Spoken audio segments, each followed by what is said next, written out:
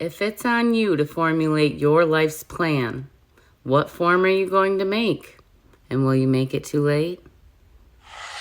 In my last video, we talked about the power of energy in particles, people, the planets, and how all are integral parts in how we perform in life. We are each conscious beings within a collective consciousness of being inside a realm of consciousness of what it is to be. All energy proceeds under universal laws, and the same laws apply to each individual atom as it does to a human, the planet, and our solar system. The macrocosm and microcosm relationship is reflected within each other and back to one another. The colors of the chakra system are an inverted reflection of a rainbow, and energetically speaking, we are the stars. This information allows us to look at the building blocks of the material world and our society from an entire different angle. Now that we better understand the work of atoms, we can discuss even more of all the forms outside of ourselves that evolve from them and are in constant communication with us. Many forms are persistent in nature, and mankind has manifested signs, symbols, numbers, and letters to either invoke or express energy in a variety of ways. Language, mathematics, currency, art, architecture, even traffic lights are forms with an underlying message. What we say impacts what we do. Words are spells. That's why it is called spelling. Mathematics serves as evidence of the divine processes in nature, and numerology uses a number system to represent different energetic frequencies. The object of exchange we use as currency is a representation of what we assign value and worth. Sacred geometry and color interpretation can speak through art without using any words. Our architecture demonstrates talent and skill. Traffic lights manage our movements. All these forms speak silently to our senses and hold a deeper meaning beyond that which can be seen. Forms are born from ideas and through thought to give figure to shapeless matter. For instance, suppose an artist wanted to make a sculpture of a snake. The journey begins with the idea of it, and then they think about how they are going to do it. The thought process determines which medium they will use to make it, what color they want it, how big or small it should be, and all those other attributes that the artist can pick, choose, or decide as the creator of the project. Then, they act upon their idea and thoughts, using their energetic force to carry out the manual movements and to bring a snake sculpture into existence. Alas, this would then be a work of art, or in other words, an achieved manifestation. An idea by itself does not have any substance. It is not composed of any kind of matter. It is merely an invisible figment of nothingness until a separate entity interacts and builds a relationship with it, like the mind, electrically charging it through the thinking process. From manifestation at a small atomic or molecular level, all the way up to the manifestation of the universe, this concept is carried through to be true on every plane of existence. In the example of a snake sculpture, we start with an artist having an idea, then carrying out thoughts of that idea through a medium of clay, which creates an expression of all that energy. On the grandest scale of life as we know it, we can consider this to mean that people are the expression of existence through the medium of matter positioned to a certain degree within the cosmos.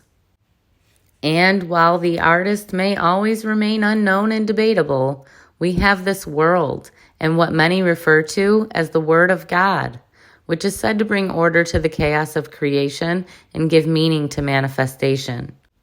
We are God's work. We are God's children, and you are promised peace and prosperity if you are willing to gain wisdom through experiences in order to understand the spark of unique life that has been given to you. Your soul, and what its specific purpose is within the grand plan. It is a gift, and you are a present. Everything is divinely designed, and there will never be another you exactly like you, except for the you that is here right now. You are a manifestation of moments in motion. I dare to proclaim that heaven and hell do not tangibly exist, yet are mere ideas of what each one is and our thoughts about it, manifesting into a mindset which expresses itself through our personal perspectives. The only constant in life is change, because frequency is forever fluid and infinitely in motion. Since the journey never ends, we understand that what we consider an ending only leads to a new beginning. And in the lyrics of Semisonic, every new beginning comes from some other beginning's end. I know who I want to take me home. Esoterically, I find that lyric to be significant, knowing that a lifetime is but a drop in a bucket of destiny. If we are energy, and everything is energy, and energy never dies, then logically, it is only right, RITE, to conclude that there is another side to this life. When it is closing time, on our final judgment day, will the scales determine our fate to eternal elevation or to eternal damnation? What if life on earth is just an audition for astral decisions that determine our future paths of abundance and challenges? This is what the concept of karma is, and those who are keen to it honor kindness for this very reason. Is it a wild coincidence or an extremely wise reference? I reckon it to be a bit of both, and worth a wishing well full of deeper contemplation. The oldest religious text in the world is the Kesh Temple hymn, which ends in 3 questions as to who will carry on the word of their gods and witness all its wisdom. The Epic of Gilgamesh is a work of poetry that puts forth the question, "Strange things have been spoken. Why does your heart speak so strangely?" The Chinese Diamond Sutra puts forth the question, "Why?" If someone says the Buddha has spoken spiritual truths, he slanders the Buddha due to his inability to understand what the Buddha teaches. The Torah states, God creates the universe through words.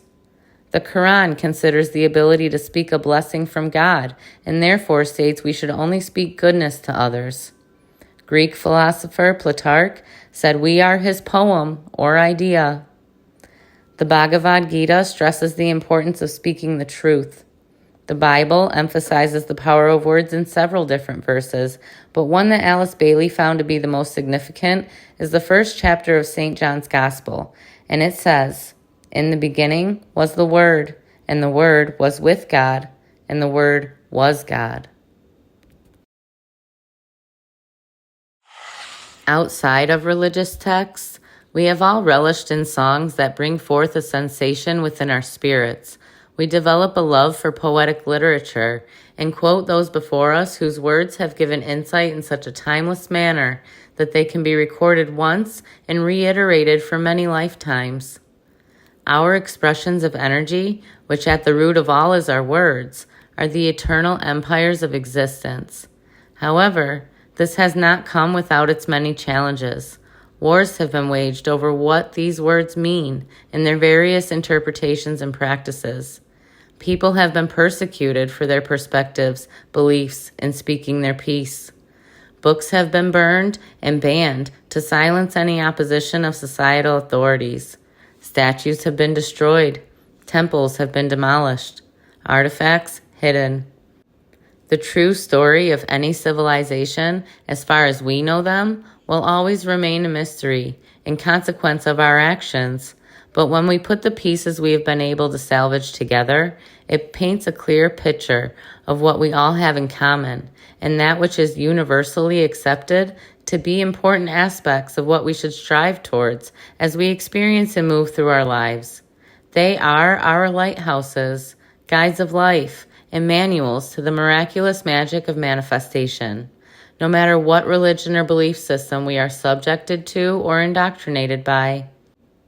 I have come to perceive each religion to be an adaptative introduction towards actualizing our individuality and authenticating our identity, tailored and conditioned by the diversity of our cultures and traditions so that the information is relative to the recipient in accordance with their environment. What are some words that have stuck with you? Have you always believed everything you've been told? How do you know when you know what you know? The conversation continues in my next video. This is Coincidental Chaos. I am a light, and thus I stand.